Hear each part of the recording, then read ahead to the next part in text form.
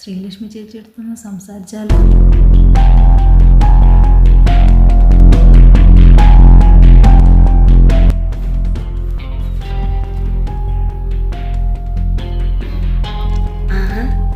ഇതാരാ? ക്രിസ്റ്റിമോളോ? വാ വാ മോളെ. ക്രിസ്റ്റിമോള് കാരണം എനിക്ക് വലിയൊരു ടെൻഷൻ അങ്ങ് ഒഴിവായി. അതൊക്കെ വിട് ചേച്ചി. ചേച്ചി കൊടുത്ത പലിശ തന്നെ മുതലിനോട് അടുപ്പിച്ചെത്തിയിട്ടുണ്ട്. ചേച്ചി, ഞാൻ ഇപ്പോൾ വന്നത് വേറൊരു കാര്യം പറയാൻ. എന്താ മോളെ? എനിക്കൊരു കാര്യം പറയാനുണ്ട് ചേച്ചി. ചേച്ചി, കുറേ നാളായിട്ട് അദ്വൈത് എന്ന പയ്യൻ എൻ്റെ പുറവേ നടന്ന് ശല്യം ചെയ്യുക. ആദ്യമൊക്കെ ഒരു തമാശയായിട്ടേ കണ്ടിട്ടുള്ളൂ, പക്ഷേ ഇപ്പം അങ്ങനെ അല്ല. എന്നിട്ട് ചേച്ചി, അവൻ മഹാ ഒരു ഫ്രോഡാണെന്നാ ഞാൻ അറിഞ്ഞ്. എനിക്കെന്തോ ഇപ്പോൾ ഒരു പേടിയാവുന്നു. അവൻ ഞാൻ ഉദ്ദേശിച്ച പോലെ ഒരാളെ അല്ല. മോളുടെ വീട്ടിലറിഞ്ഞോ മോളെ? ഇല്ല. മമ്മി അറിഞ്ഞാലുണ്ടാകാൻ പോകുന്ന പുകില് ഞാൻ ചേച്ചിയെടുത്ത് പറയണോ? ഡാഡി അറിഞ്ഞാൽ ഡാഡി ആകെ വിഷമത്തിലാകുകയും ചെയ്യും. ഏതായാലും മമ്മി അറിയണ്ട. ഡാഡിയോട് നമുക്കൊന്ന് സംസാരിച്ച് നോക്കാം. മോള് വിഷമിക്കണ്ട, ഡാഡി നോക്കോളും. ആദ്യമൊക്കെ എനിക്കും ഒരു ചെറിയ ഇഷ്ടം തോന്നിയിരുന്നു, പക്ഷേ ഞാനത് തുറന്നു പറഞ്ഞിട്ടില്ല. ഡാഡിക്കും മമ്മിക്കും ഒറ്റ മോളല്ലേ, അവർക്കും കാണില്ലേ മോളെക്കുറിച്ച് ഒരുപാട് സ്വപ്നങ്ങൾ. അത് വേണ്ടാന്ന് പൂർണ്ണമായും മോളങ്ങ് തീരുമാനിച്ചാൽ അതിനപ്പുറം മറ്റൊന്നുമില്ല. മോള് വിഷമിക്കണ്ട, ധൈര്യമായിട്ടിരിക്കേ. വാ, ചായ ഇട്ട് തരാം. ഡാഡി ഒന്ന് വിളിക്കട്ടോ. അയ്യോ ചേച്ചി, ഞാൻ ഫോൺ എടുത്തില്ല. സാരമില്ല, ഞാൻ വിളിക്കാം ഡാഡിയെ. മോളകത്തോട്ട് കയറിയിരിക്കേ.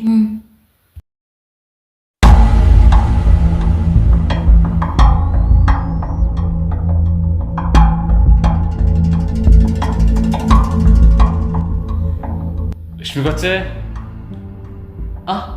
മോൾ ഇവിടെ ഇരിക്കുന്നു. ഡാഡി. അച്ചായൻ വന്നോ? എന്താ രണ്ടുപേർക്കും ഒരു പരുങ്ങല്? എന്തു പറ്റി? ക്രിസ്റ്റിമോളുടെ കാര്യം പറയാനായിട്ടാ അച്ചായനെ ഇങ്ങോട്ട് വിളിപ്പിച്ചത്.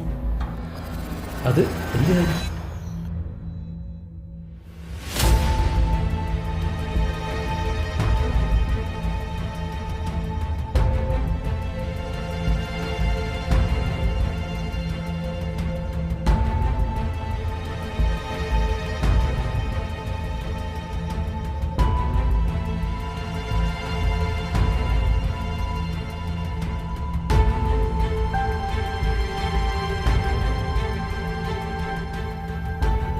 മോക്ക് പേടിയുണ്ട്? പേടിക്കൊന്നും വേണ്ട. ഡാഡി മോളെ കുറ്റപ്പെടുത്തുന്നില്ല. ഈ പ്രായത്തിൽ മിക്ക കുട്ടികൾക്കും ഇങ്ങനെയൊക്കെ ചില പ്രശ്നങ്ങളുണ്ടാകും. പക്ഷേ എനിക്കറിയാം, എൻ്റെ മോള് വലിയ അബദ്ധത്തിലൊന്നും ചെന്ന് ചാടൂല്ലെന്ന്. മോളവൻ്റെ നമ്പർ എനിക്കൊന്ന് വാട്സപ്പ് ചെയ്യും. ശരി ചേച്ചി. തെറ്റുപറ്റിയെന്ന് എൻ്റെ മോള് തിരിച്ചറിഞ്ഞല്ലോ. ആ തിരിച്ചറിവാണ് മോളെ ഡാഡിയോടും മമ്മിയോടും മോള് കാണിക്കുന്ന സ്നേഹം. ഡാഡി, നല്ലതായാലും മോശമായാലും എനിക്ക് ഡാഡിയും മമ്മിയും കണ്ടുപിടിക്കുന്ന പയ്യനെ മതി പങ്കാളിയായിട്ട്.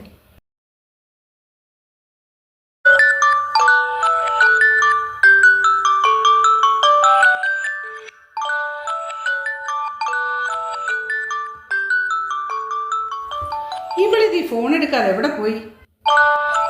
ഈ പെണ്ണിത് എവിടെ പോയി കിടക്കുന്നു? കുറെ നേരമായല്ലോ ഫോൺ കിടന്നടിക്കുന്നു. അർജന്റായിട്ട് ഇത് ആരായിപ്പോ?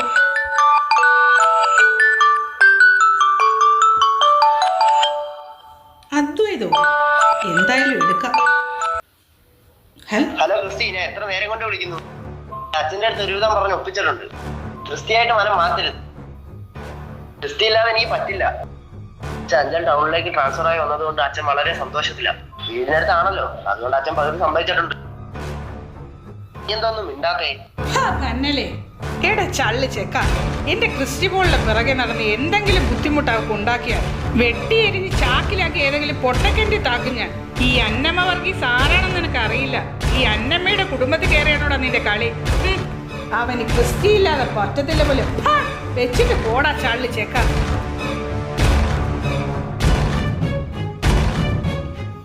എന്റെ കൈക്ക് പണി ഉണ്ടാക്കും.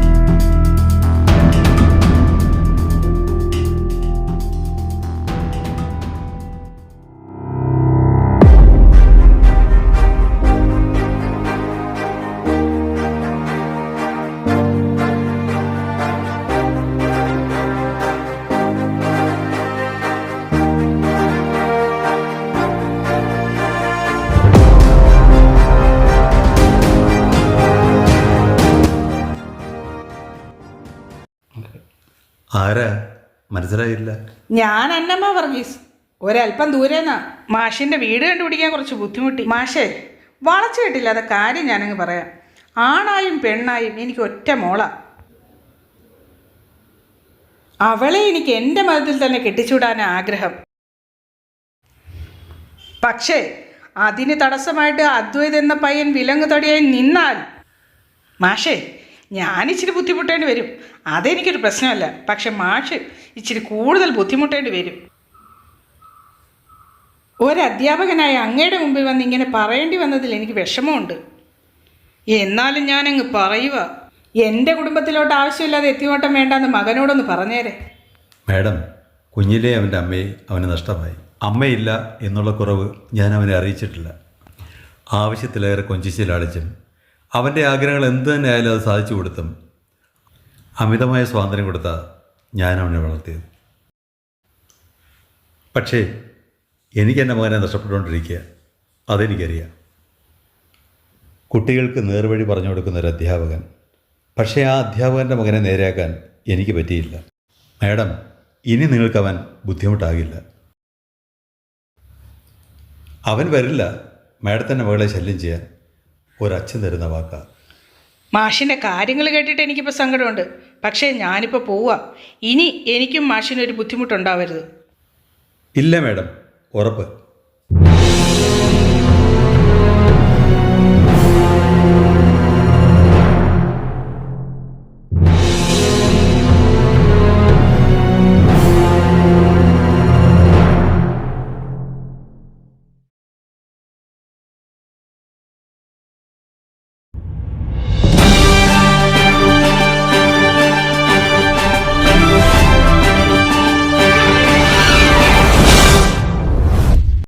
ഇപ്പോൾ കിട്ടിയ വാർത്ത.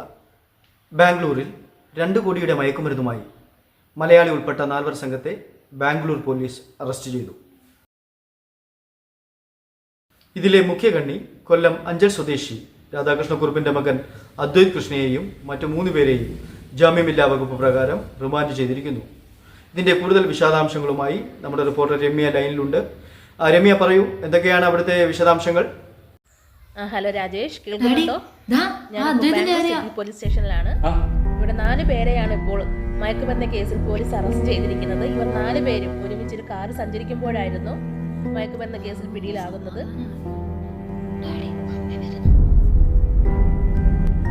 ഇതിൽ ഒരു മലയാളി ഉൾപ്പെട്ടിട്ടുണ്ട് എന്നാണ് അറിയാൻ കഴിഞ്ഞിട്ടുള്ളത്. കൊല്ലം ജില്ലയിലെ അഞ്ചൽ സ്വദേശിയായ അദ്വൈത കൃഷ്ണയാണ് ഇപ്പോൾ കസ്റ്റഡിയിലിരിക്കുന്നത്. ഈ മയക്കുമരുന്ന് കേസിൽ കൂടുതൽ പ്രതികൾ ഉൾപ്പെട്ടിട്ടുണ്ടെന്നാണ് പോലീസിന്റെ നിഗമനം. അവർക്ക് വേണ്ടിയുള്ള തെരച്ചിൽ പോലീസ് ആരംഭിച്ചു കഴിഞ്ഞു. അപ്പോൾ എനിക്കിനി ബുദ്ധിമുട്ടേണ്ടി വരില്ല. രാജേഷ്, സമാനമായ കേസിൽ ഇതിനു മുന്നും ഈ പ്രതികൾ അറസ്റ്റിലായിട്ടുണ്ട് എന്നാണ് പോലീസിൽ നിന്നും അറിയാൻ കഴിഞ്ഞിട്ടുള്ളത്.